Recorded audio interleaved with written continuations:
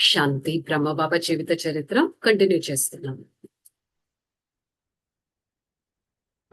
उन्होंने स्पष्ट शब्दों में कहा, दादाजी से जो जायदाद मांगी गई थी उन्होंने पूरा की। जिन्होंने यह कहा वास्तव में ज्यादातर एंटी ओम मंडली की है, परंतु अंत में जब उन्होंने अपना मंत्री मंडली को इसी कारण से टूटने देखे तो थोड़े से चुप गई। सरकार ने एक ट्रिब्यूनल नियम किया है, परंतु उस ट्रिब्यूनल में सिंधी भाई बंद तथा ముఖ్య రిస్తేవార్ వ్యక్తి से నియుక్తి किए थे। సో ఈ విధంగా ఓం మండలి పైన అందరూ ఏదో ఒక కంప్లైంట్స్ వేస్తూనే ఉన్నారు। ఫైనల్లీ మంత్రి మండలి ఒక ట్రిబ్యునల్ అనేది తయారు చేశారు। ఆ ట్రిబ్యునల్ లో ఎంతో మంది సింధీ సోదర సోదరీలు ఉన్నారు। వారు ఆ ట్రిబ్యునల్ లో అపాయింట్ అనేది అయ్యారు। ओम मंडली का और से सरकार को स्पष्ट बताया गया। ट्रिब्यूनल में एक सदस्य समाचार पत्र के बोर्ड ऑफ डायरेक्टर्स के और पत्र की एंटी ओम मंडली का प्रशिक्षु लेते आ रहे हैं।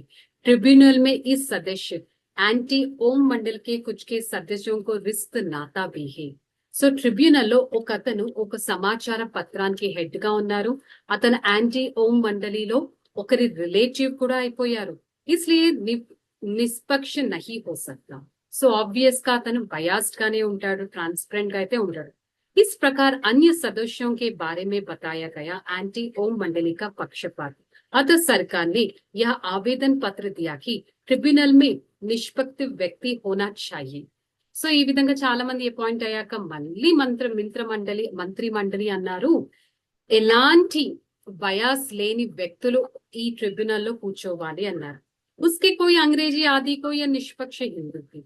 इसके आंतरिक कहा टिकटिंग परिणाम पूर्वक वातावरण बिगड़ गया, इसे शांति किए जाए और सेक्शन 144 लागू उसे हटाया जाए ताकि ओम मंडली की प्रतिनिधि आपस में मिलजुल सके, वे अपने वकील से राय सलाह कर सके। సో ఈ విధంగా తర్వాత చెప్పారు, టికెటింగ్ ద్వారా ఏదైతే నష్టపరిచారో అదంతా ఆగిపోవాలిగా, ఎలాంటి అశాంతి వాతావరణం వ్యాపించిందో అది కూడా ఇక ఆగిపోవాలి।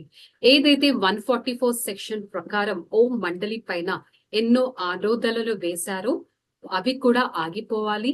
వారు కూడా ఎవరితో ఫ్రీగా మాట్లాడి వారికి ఆ ఫ్రీడమ్ ఇవ్వాలి అనేది తేలింది। ट्रिब्यूनल के सामने वकील को लाने से स्वीकृति दी जाए। ओम मंडली का प्रयत्न कमेटी सदस्य कानून बातों को पेश करके विधि से उपरिच किया। ట్రిబ్యునల్ తర్వాత ఒక లాయర్ ని అపాయింట్ చేసుకోవడానికి కూడా ఓకే చెప్పారు। ఈ విధంగా ఓం మండలి వారికి అనుకూలంగా ఎవరినైతే నియమించాలో వారు నియమించారు। उसको अलाउ सरकार में कहा गया, ट्रिब्यूनल को अधिकार होना चाहिए साक्षी के लिए जिन వ్యక్తిयों को चाहे बुला सके। సో ట్రిబ్యునల్ కి ఒక అధికారం ఉంది, ఏ సాక్షిని ఏ వ్యక్తిని ఎప్పుడన్నా పిలవాలన్నా వారు పిలిచి ఆ పవర్।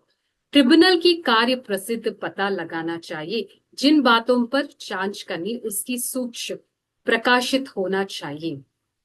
సో ట్రిబ్యునల్ ప్రతి ఒక్క విషయాన్ని వారు ప్రూవ్ చేసే మాట్లాడాలి, జస్ట్ అలా మాట్లాడడం కాదు, ఏది మాట్లాడినా దాన్ని చెక్ చేసుకోవాలి, ప్రూవ్ చేయాలి అని చెప్పారు। ఓం మండలి గురించి సర్కారీ వారు ఏదైతే మాట్లాడుతున్నారో, యాంటీ ఓం మండలి వారు ఏదైతే మాట్లాడుతున్నారో అదంతా ప్రూవ్ చేయాలి అని ట్రిబ్యునల్ చెప్పారు। ట్రిబ్యునల్ చాలా సమ్మీలనతో వ్యవహరించారు।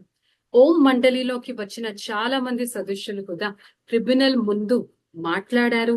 యాంటీ ఓం మండలి నుంచి వచ్చిన వాళ్ళు కూడా మాట్లాడడం మొదలు పెట్టారు। సో ఈ విధంగా ట్రిబ్యునల్ లో ఇంకే సంభాషణ జరిగింది అనేది రేపు మనం తెలుసుకుందాం।